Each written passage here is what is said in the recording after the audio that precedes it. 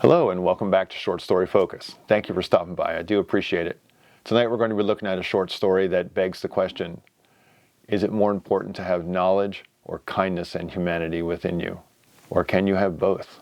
The short story in question is Flowers for Algernon by Daniel Keyes, and it is the 1960 Hugo winner, which was featured in the magazine of fantasy and science fiction. Now, this is a longer short story, so it falls into the realm of actually a novelette. That year in 1960, they seem to have tossed aside the concept of the short story having any kind of discernible length, which is usually 7,500 words approximately. And they just went with this story. And once you read this story, of course, you'll understand. You can't blame them. This one was just destined to be the winner. This story has a definite impact on people. So what I thought I would do tonight is maybe just try to talk about a few of the elements within the story that might make you want to read it. And there's a pretty good chance you've already read it.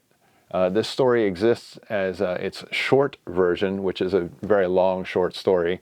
And then in 1966, which is the year of my birth, it was whipped up into an even better novel. So the short story got the Hugo Award, and the novel got the Nebula Award, which is the award given by a science fiction writer's peers within the industry. So that's quite an honor for Daniel Keyes. One of the things that the short story and the novel version of Flowers for Algernon is famous for is the rigorous editorial process that it went through.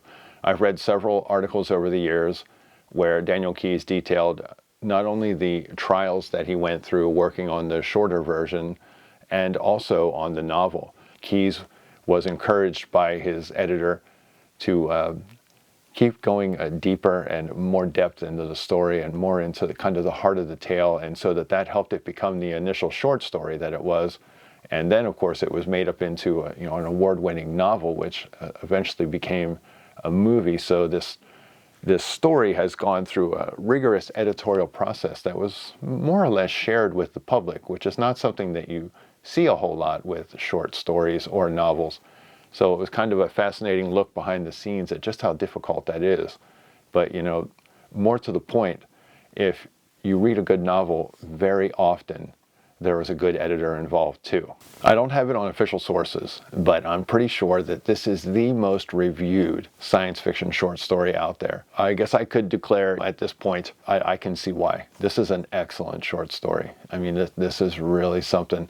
This one will floor you a little bit in a good way. This story definitely stays with you after you read it. This story is about people who understand the ramifications of the things that they say and the things that they do, so that even if they say and do harsh, unkind things, they know in retrospect that it was not necessarily the right thing to do.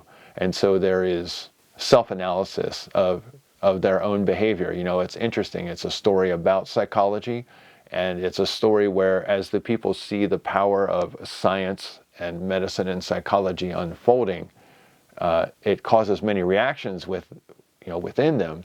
And one of the things it causes within them is, by the end of the story, there is, for many of the characters, both the very kindly and wonderful ones, and the ones who are a little more gritty and down to earth, an awakening for each of them.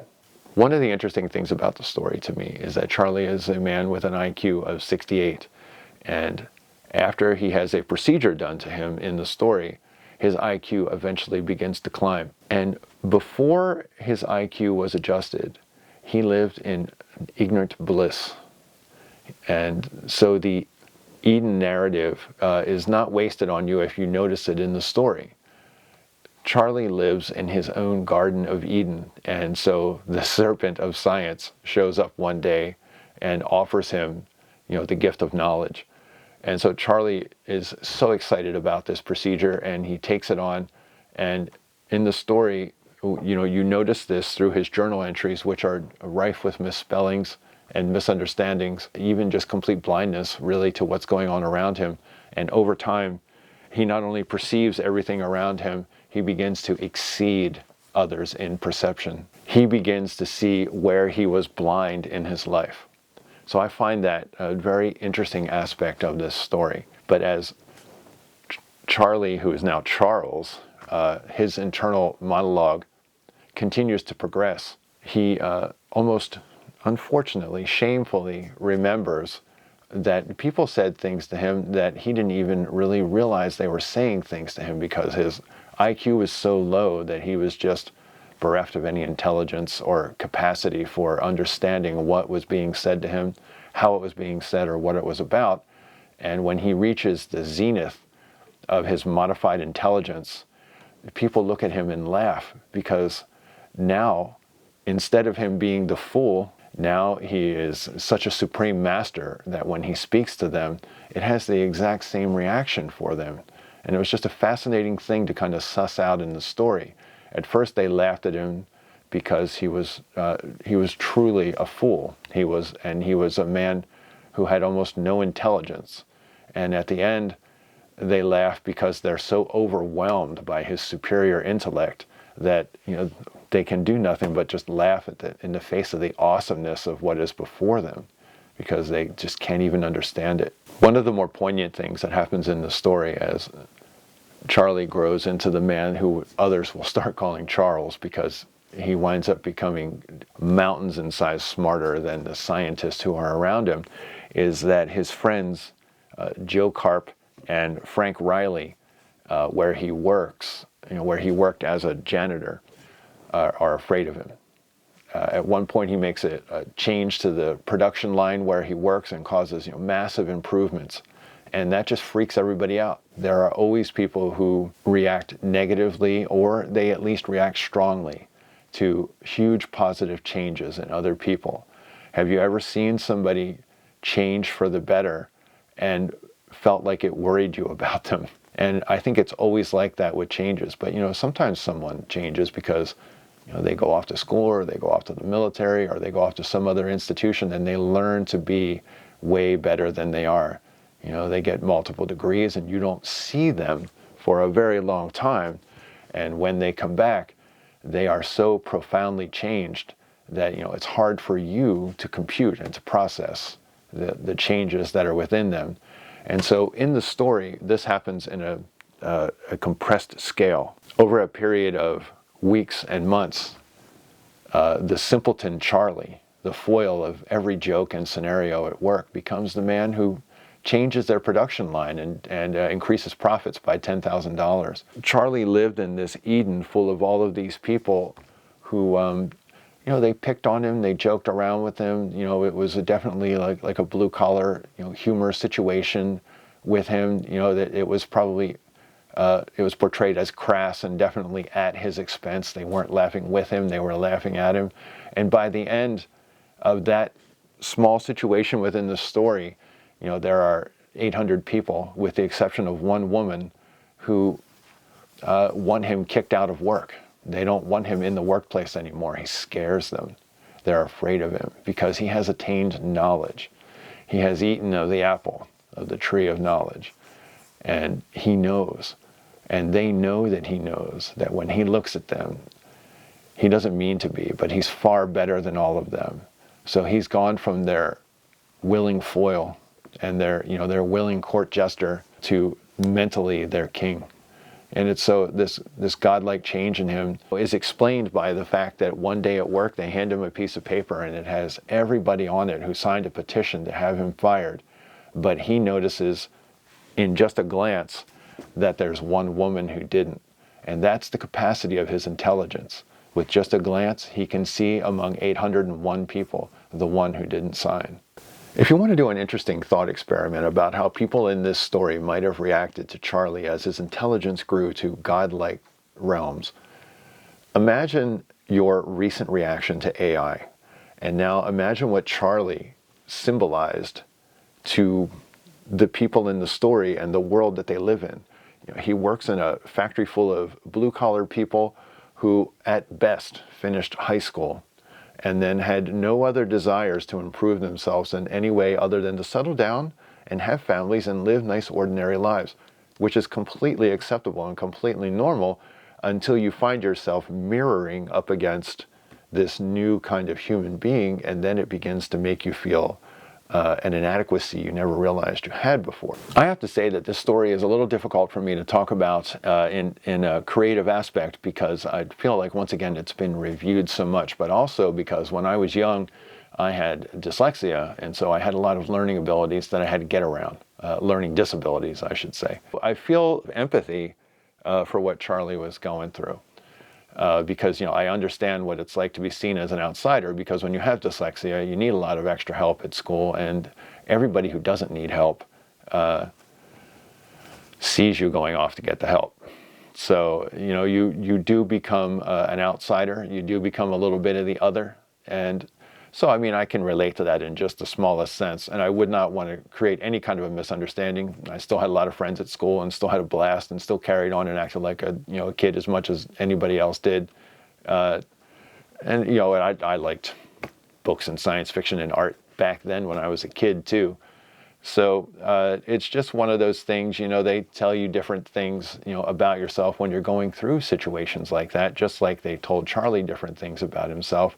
But until you're ready to understand it, you just never understand it. So as someone who's been through part of the process of these kind of awakenings that people go through when they need to start learning at accelerated rates, the really hard thing is that people hold you where you're at as much as you hold yourself there. The people in the story are the status quo, and Charlie is a paradigm shift that strikes them all with fear. And because he's this amazing shift in the paradigm of intelligence and learning and human capability, they all reject him. Think about all of the times in your life that you held someone in such a way in your mind and in your heart that you locked them in amber and you wanted them to remain changeless. And then when they inevitably grew and changed and became more than they were before, did you accept them? Or did you reject them? Because this is the dilemma of the characters in the story, and it's Charlie's plight.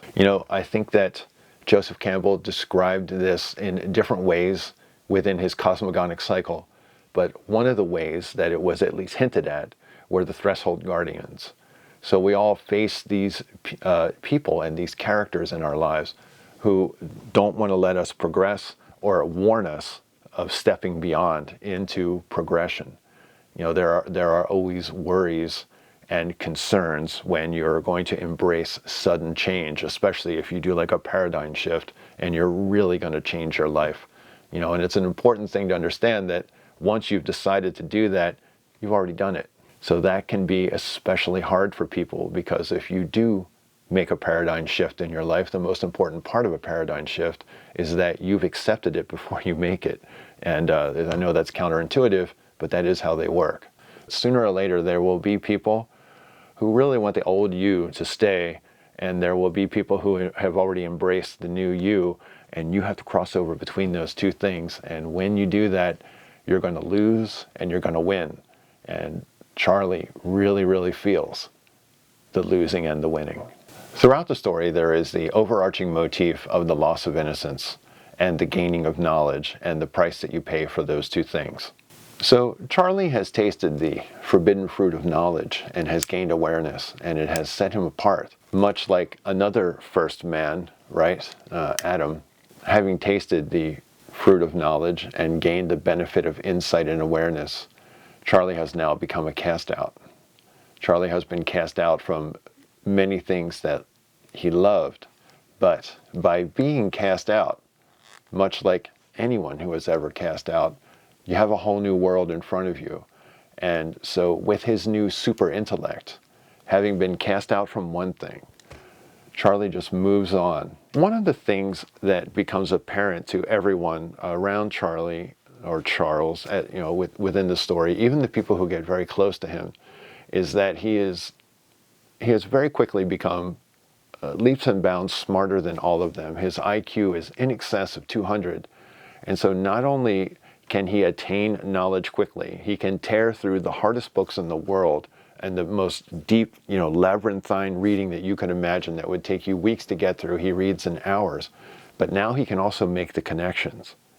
And I think that in the story, what many people fear is that as he's making all of those amazing, monumental, intellectual connections between all these various disciplines of knowledge that he's bringing together, that he is also observing them and making connections on them and finding all of them wanting. In the story, Charlie becomes the ultimate vessel and arbiter of what is and is not synthesis.